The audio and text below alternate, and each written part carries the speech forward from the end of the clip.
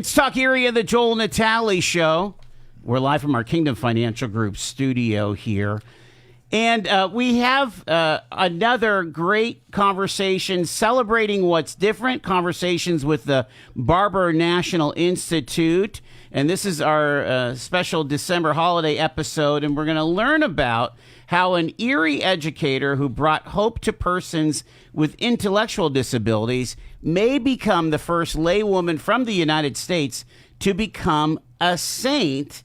And, of course, we're talking about the founder of the Barber National Institute, Dr. Gertrude Barber. And with us here is Monsignor Tom McSweeney. He is the postulator for the cause of Gertrude Barber. And then with us as well is Maureen Barber-Carey, Executive Vice President with the Barber National Institute. And we have Diana Zenowitz, who is a parent. And she'll be able to share her story here. Welcome, folks, to this conversation here. Let's start with you, Monsignor Tom. Again, so great to see you, sir. Oh, I got to let everybody know. Joel here has been one of my first students at Gannon University when we were getting the whole television and radio department started and so forth. And we kind of come full circle, and I'm sitting here now so proud of what you do. This is such a great vehicle to share information about the good things that are happening in Erie. And we are very, very, very grateful for the invitation to be here today. Well, again, you were the spark to bring that creativity and excellence, I might say, Father Tom. All right, but let's cut to the chase here, because this is really important what we're talking about. Last month, the United States Catholic Conference of Bishops gave approval for the cause of statehood of Gertrude Barber. And so maybe you can give us an idea about how this works and really the national attention that's coming to this cause, right? Indeed. Basically, we believe that Gertrude Barber is a saint already. She is with God, and we hope and believe that she's directing our good efforts to have her canonized. As Bishop Persico says, the Catholic Church doesn't really think in terms of months or years, but centuries. Okay. So sure. It is a complicated process, which only underscores the seriousness of it. What we are doing now is the Church is catching up with where she already is as a saint. And we started this process back in 2019. COVID came in and kind of interrupted our checklist as we were moving through the requirements. But last month was groundbreaking for us. We were getting green lights now from the Catholic Church in the United States. You mentioned the Catholic Conference of Bishops. They meet annually down in Maryland, and they vote on a whole host of things, but they invited us to make a presentation, which is one of the requirements, to get a sense of collegiality among all the bishops, 218 bishops, to give us the go-ahead for the diocesan phase and what we've been doing and gathering information and so forth. And it was overwhelming. Wow. Do they get a lot of these requests? They get some, but I wouldn't say a lot. Okay, so when something bubbles up like this, yes, it's a big deal. It certainly is. And a group of people who knew Gertrude Barber and the work that she has done here in Erie and now nationally, Sure. of course, these folks came up with the idea of sainthood to further the cause, her mission. She believed that these young kids were, like all of us, children of God.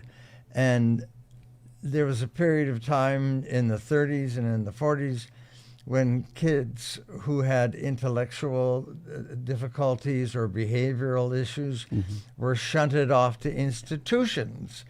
And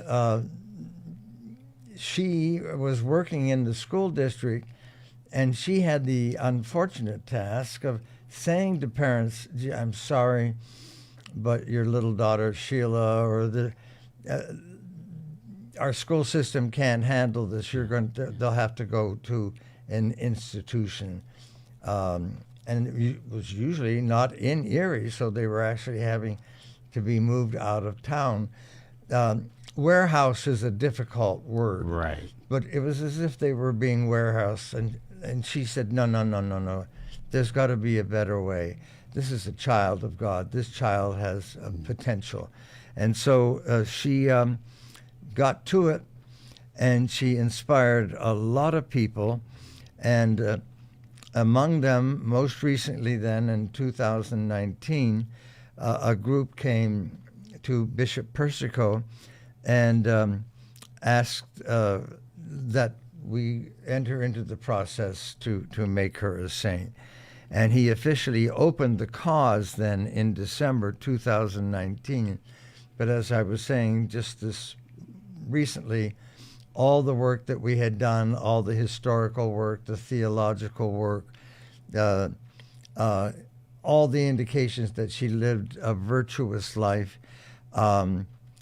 were there.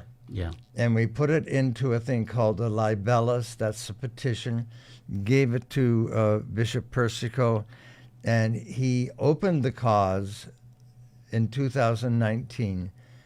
And we've done all the research necessary to the point now where we had to have the American bishops give their approval for our work.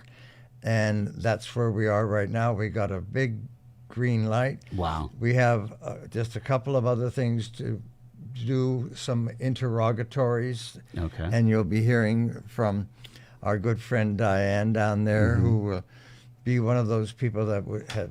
But the research is almost like a legal briefing, and It is. Yeah, It I is. mean- We call it canon law. Yeah. There's church law. Sure. It did used to take centuries. John Paul II, the Pope, said this is too much. Yeah. And he cut out a lot of the unnecessary time that was being spent doing a variety of things that could be covered in a more efficient way.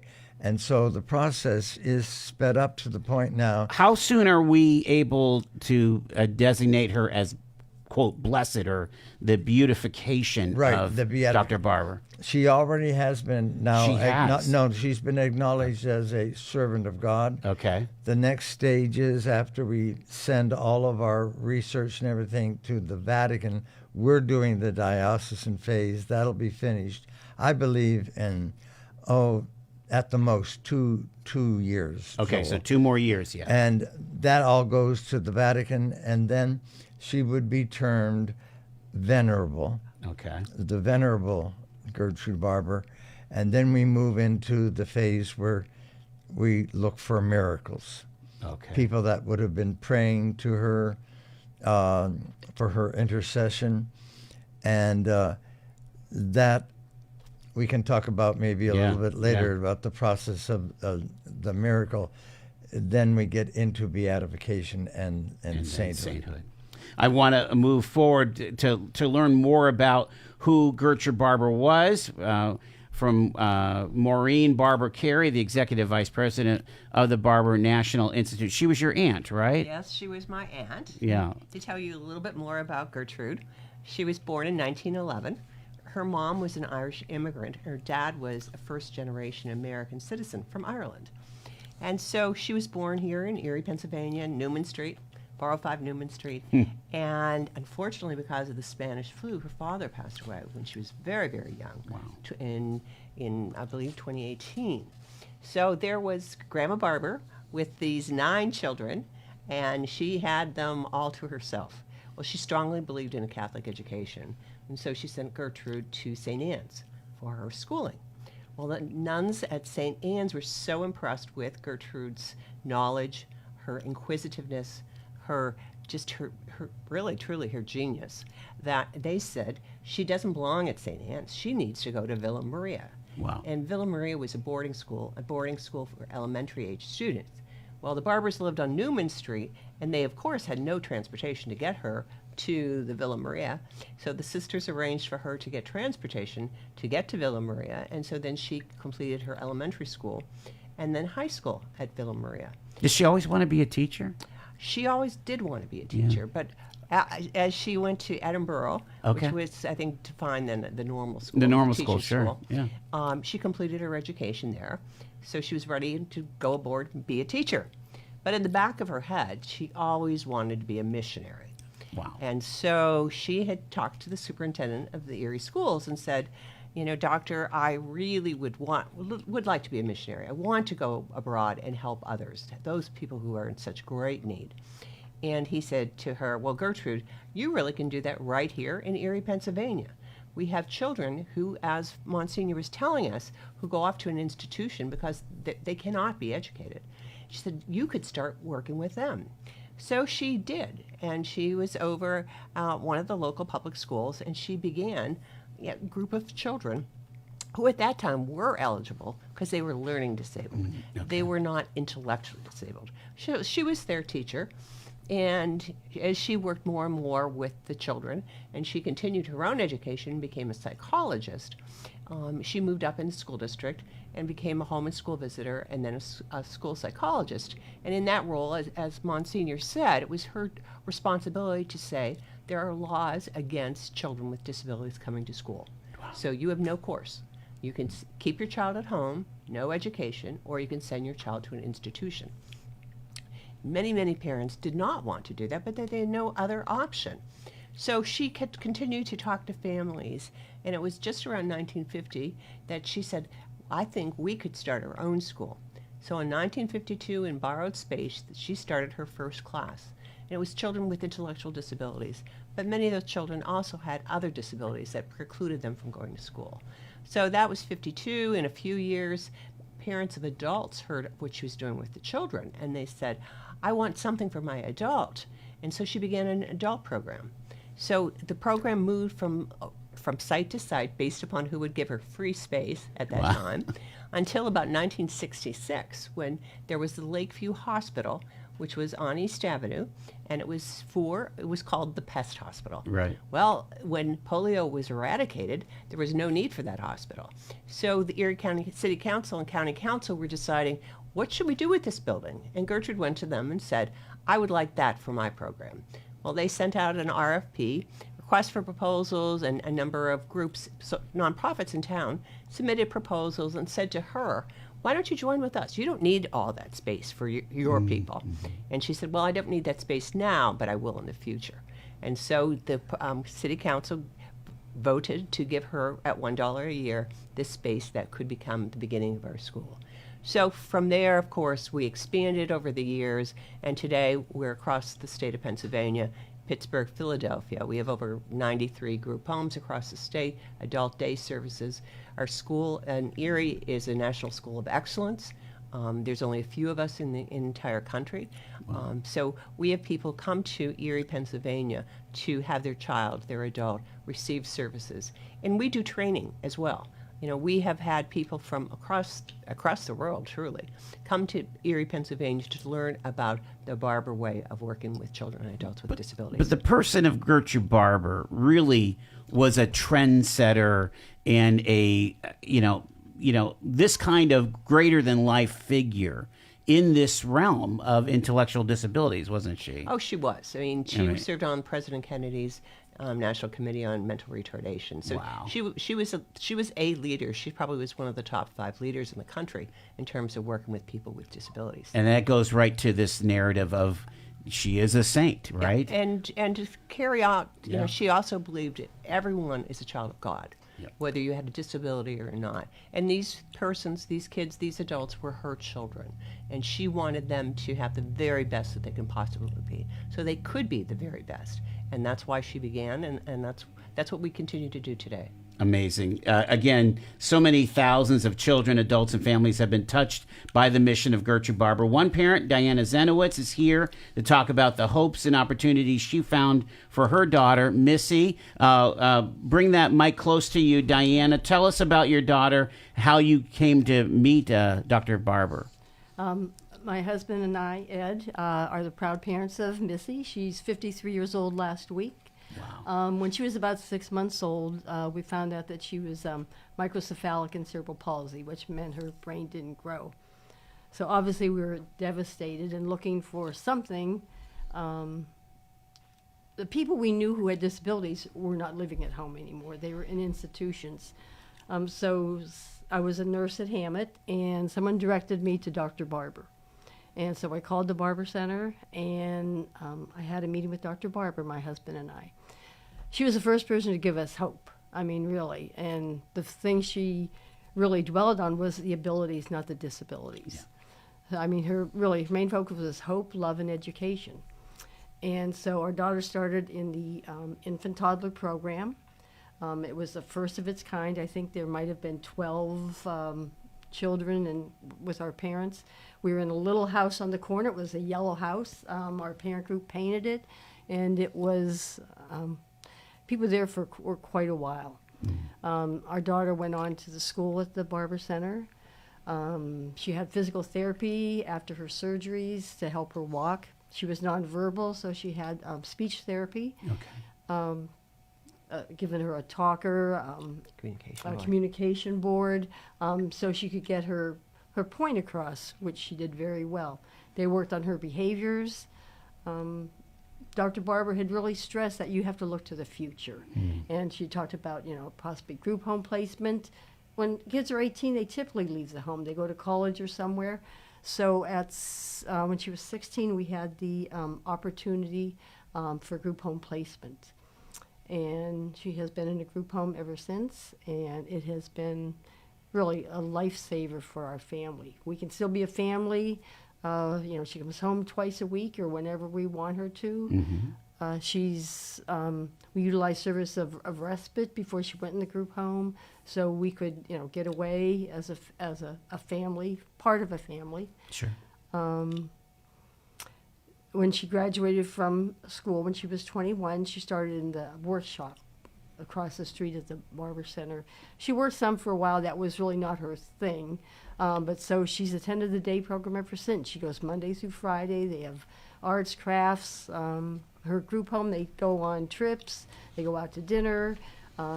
They go to another group home every Sunday for dinner. She has friends.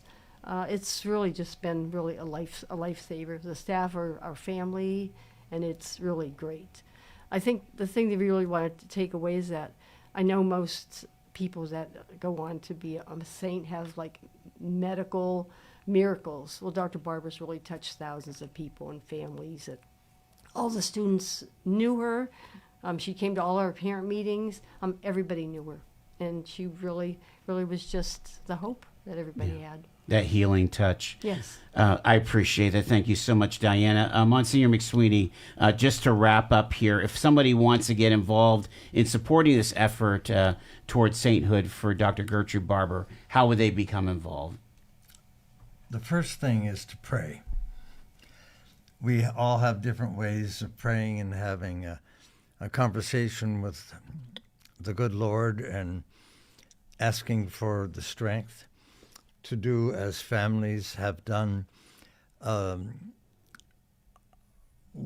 We would like anybody that's listening to this broadcast to pray for the sainthood cause of Gertrude Barber and pray for her intercession. You can learn so much more about that aspect from the website, which is DR for Dr. DR Barber, all one word, Dr. Barber, DRBARBER.org. And if you have a group or just yourself want to know more about and certainly interested in learning about the sainthood cause, you can also schedule an appointment or get in touch with me personally through the Gertrude Barber Center. we are so convinced of her intercessory power that we would be thrilled to hear from anyone who, through praying to her, she is a saint, she is with God, and she, we don't understand. The eye has not seen nor the ear heard what God has got planned for us. Faith is involved with all of this, right? Oh, well, absolutely. She was a woman of great faith, and as has been pointed out here, she imparted people with hope, with that changed their lives, and in fact, they've experienced a miracle of a particular sort. The miracle that we would be looking for in the last phase of the preparation for beatification would be a medical miracle, whereas where somebody without any kind of medical explanation is cured of some malady. And I would say to pray and to please just get in touch with us. We would love to come to churches or to groups and make presentations to be a part of this movement, this great movement for the cause of the sainthood of Gertrude Barber. Wonderful. Again, Monsignor Tom McSweeney, Maureen Barber Carey, and Diana Zenowitz, thank you so much. Another celebrating what's different, conversations with the Barber National Institute. God bless and Merry Christmas. Thank you. Merry Christmas to you.